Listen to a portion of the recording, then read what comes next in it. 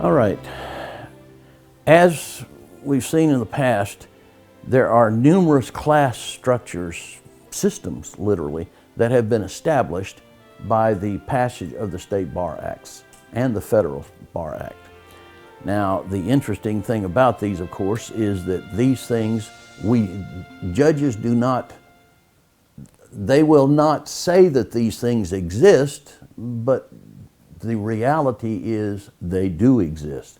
And you, as a citizen, know exactly where you fall within these groups and which class you are in. And the problem is that the power to interpret the Constitution, which was granted to the judiciary, to interpret something is also to misinterpret it. To make something great out of the Constitution also carried with it the sad flip side of that, which is to do some terrible things using the Constitution. And that's the problem that you have when you're talking the subsistence of the judiciary itself. That means the judicial lawyers and the judges themselves, they cannot be unbiased. And that's the reason why the U.S. Constitution changed from we the people, which no longer exists, to we the judicial legal profession. Okay, in the Federalist Papers, Alexander Hamilton wrote a few things that I think are classic. In the general course of human nature, a power over a man's subsistence amounts to a power over his will. And this is true. A man's subsistence, or a woman's, that's the security of their family. That's their ability to earn money, their ability to hold offices, their ability, so many rights can be taken away if you take away the subsistence of a person. Well, Alexander was one of the people who believed in a federalist system, meaning that he was for a democracy up to a point, but he also believed that if you did not have a strong federal government, that the colonies would not be able to stand up to European powers such as Great Britain. And of course, a few years later, we find that Great Britain does come back and attack America in the War of 1812.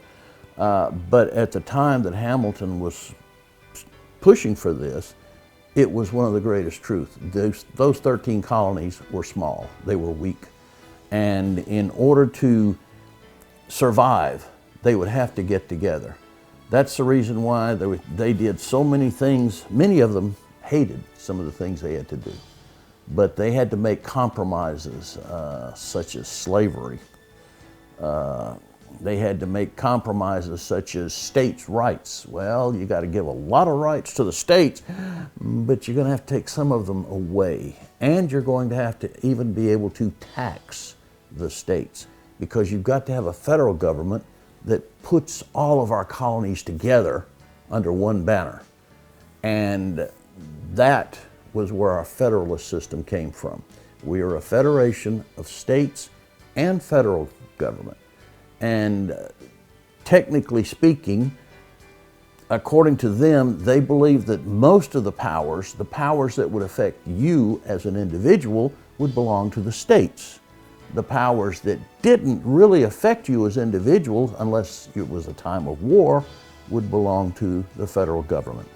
And he believed that during his time, the federal government, this Constitution, was the best course of action for the citizens in order to build a nation, not just 13 separate colonies, but a nation. And therefore the 13 colonies became the 13 United States.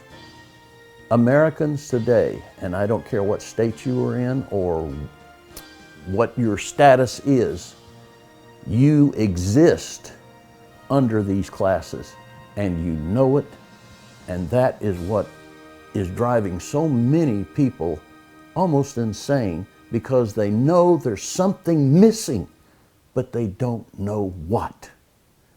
And finding what is missing, finding the power that existed to a common, ordinary citizen before the passage of the State Bar Acts, that's what people are looking for.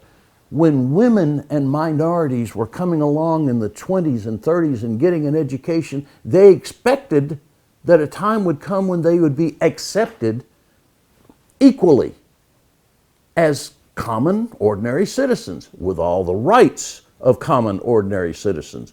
What they did not know was that there was a small group of people that did not want minorities and women to have any power, real power, within the systems, whether it's state, federal, whatever.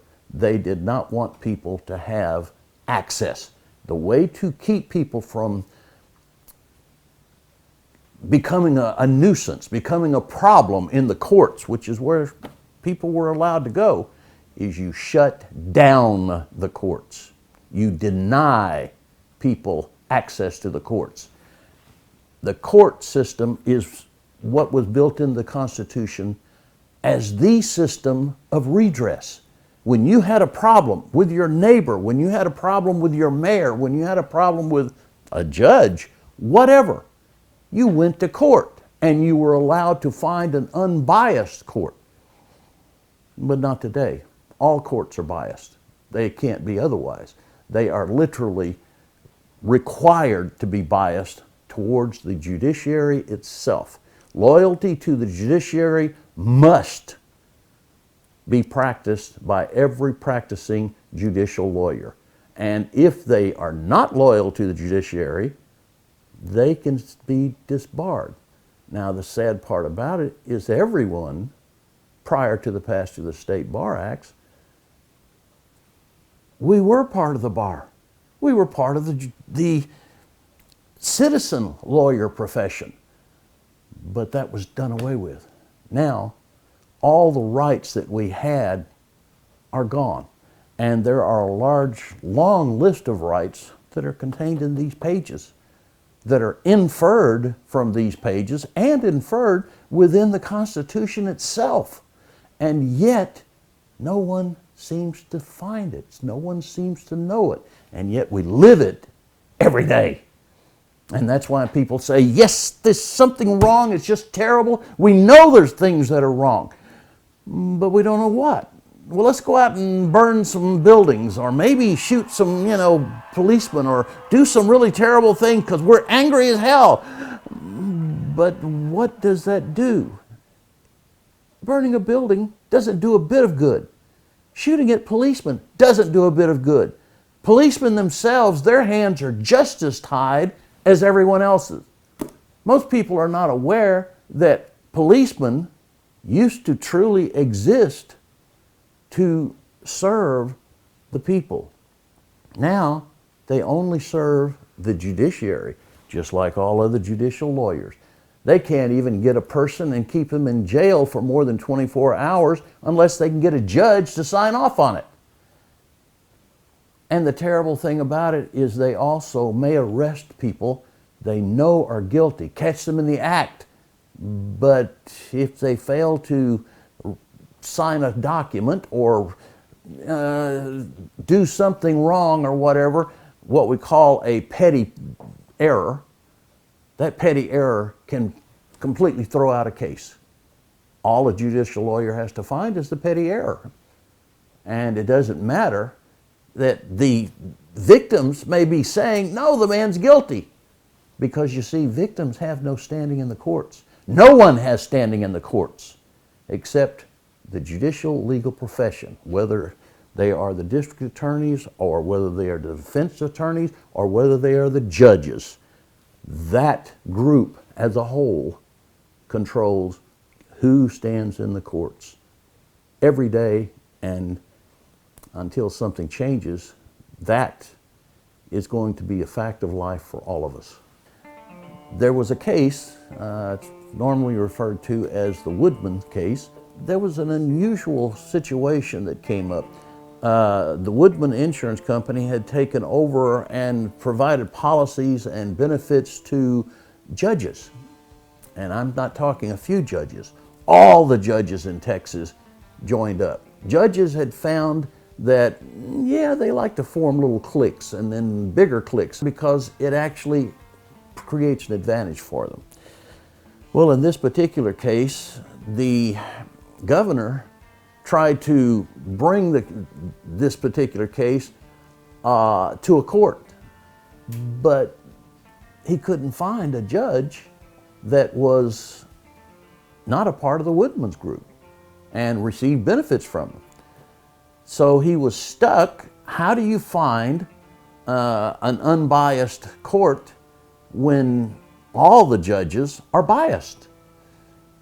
So he chose a whole different path. He went to a whole different group who could not become judges, and that was women.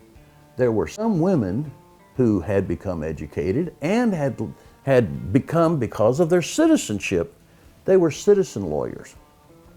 Not many, but a few. And of that few, he went to them.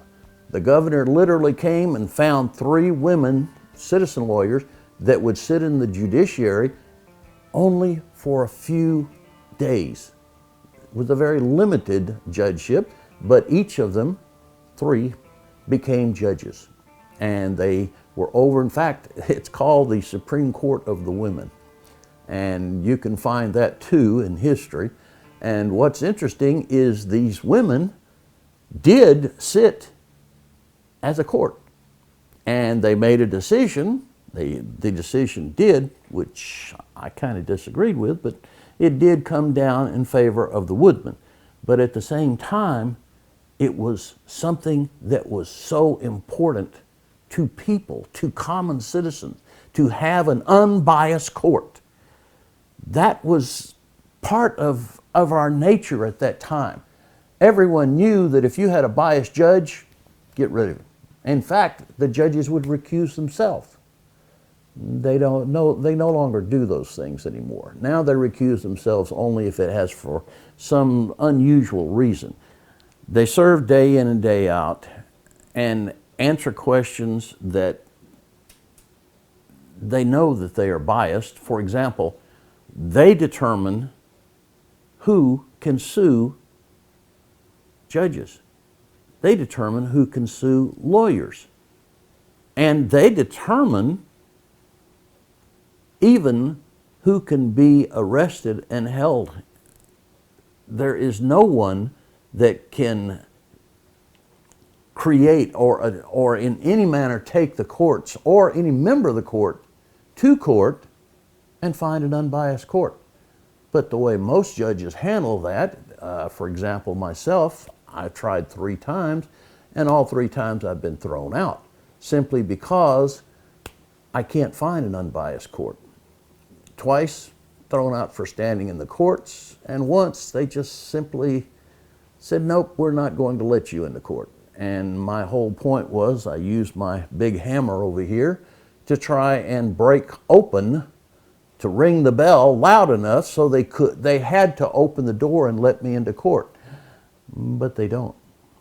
You see, they start out biased. They're biased to their profession itself.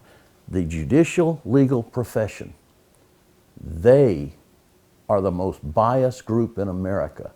And no matter what they do, you may see someone do criminal acts, but if they are a judicial lawyer, there's nothing that you can do to them except try and take them to court.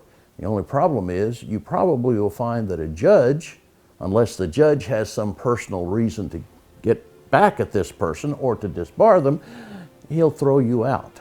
He'll simply say, you have no standing to bring these issues to our court.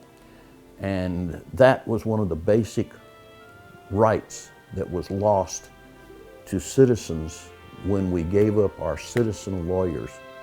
We have no power, no direct access to the courts.